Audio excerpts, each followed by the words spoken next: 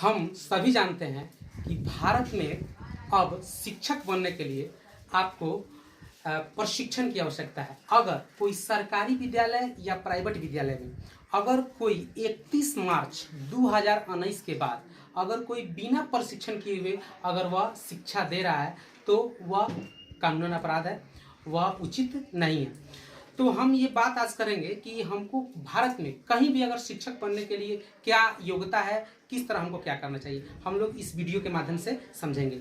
तो सबसे पहले जो है भारत में शिक्षक बनने के लिए हमको शिक्षक प्रशिक्षण से जो है हम लोगों को प्रशिक्षण लेना पड़ता है। सबसे पहले आता है डीएलएड, उसके बाद आता है बीएड और उसके बाद आता है एमएड। अगर आप 1 to 5 या 6 to 8 में अगर बनना चाहते हैं तो उसके लिए आपको क्राइटेरिया है इंटर या स्नातक करके आप इंटर या स्नातक करने के बाद आप डीएलएड कीजिए, या स्नातक करने के बाद, ठीक है, स्नातक करने के बाद आप बीएड कीजिए, या एमए के बाद माने बीएड और स्नातक बीएड के बाद आप जो है एमएड कर सकते हैं। ठीक है, तो ये जो है इस बात को समझ गए।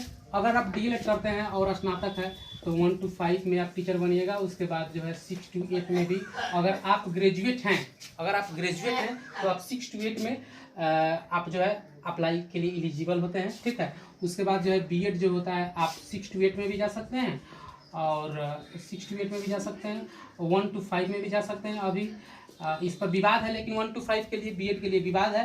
6 to 8 में जा सकते हैं निश्चित रूप से, और उसके बाद जो है हाई स्कूल में भी जा सकते हैं, यानी 9 10।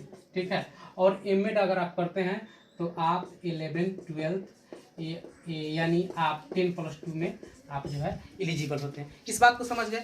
तो हम ये बताना चाहते हैं, ठीक है, कि बिहार में डीएलएड के लिए जो फॉर्म की अप्लाई है, ठीक है, उस डेट को बढ़ा दिया गया है। पहले क्या होता था बिहार में कि जितने भी सरकारी कॉलेज थे उसमें मार्क्स के आधार पर, नंबर के आधार पर जो है बच्चों का एडमिशन लिया जाता था।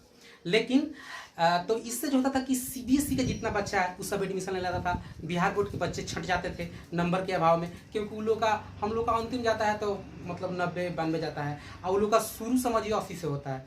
तो सोच लीजिए। ठीक है, अभी क्या किया गया है कि बच्चों ने जो है मुख्यमंत्री के पास जो है आग्रह किया, तो और जो है विभाग के पास कंप्लेन किया। उसके बाद जो है अब क्या किया गया है कि अब परीक्षा के माध्यम से अब डीएलएड में एडमिशन के लिए आपको परीक्षा देनी पड़ेगी।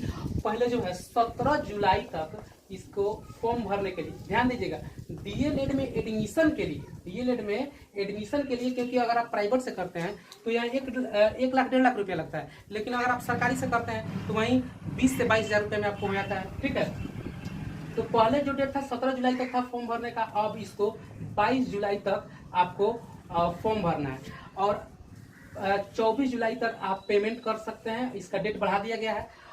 डीएलएड अगर आप मतलब जो है इसमें फॉर्म भरिएगा, उसके बाद जो है अगर आप एग्जाम पास करते हैं, पास करने के बाद जो है आपको जो है इसमें डीएलएड करने का आपको मौका मिलेगा। और आप जब डीएलएड कर लेते हैं या अंतिम ईयर में रहते हैं तब जो है आप जो सीटेट होती है, ठीक है, या हर राज्य अपनी जो है पात्रता परीक्षा लेती है, जैसे कि बिहार टीईटी हो गया, बीटीईटी, तो जो है आप आराम से उसमें जो है बैठिएगा, एग्जाम अगर पास करते हैं और उसके बाद बहाली आती है तो जो है आप शिक्षक बन सकते हैं उसमें। ठीक है, आपको मौका मिलेगा।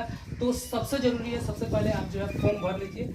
22 तक आपका डेट है। ठीक है, आप हर हाल में फॉर्म भी भरिए। ठीक है, फीस तो जानिएगा कि 20 से 22 हज़ार रुपये लगता है, और यह कंप्यूटर बेस्ड एग्जाम है, और इस एग्जाम को ले रहा है जो मतलब जो एडमिशन टेस्ट जो है, तो इसको ले रहा है बीएससीबी यानी बिहार विद्यालय परीक्षा समिति। यह वही बोर्ड है जो बिहार के मैट्रिक की और इंटरमीडिएट की परीक्षा को लेती है। डीएलएड के लिए जान लीजिए आपका योग्यता है इंटरमीडिएट होनी चाहिए। ठीक है, और 900 रुपया शायद जो है मतलब जो है बीसी के लिए और जनरल के लिए जो है फॉर्म भरने का फीस है, और एससी एसटी के लिए जो है 600 या 700 रुपया है। ठीक है, उसको जाकर वेबसाइट पर आप चेक कर लीजिए।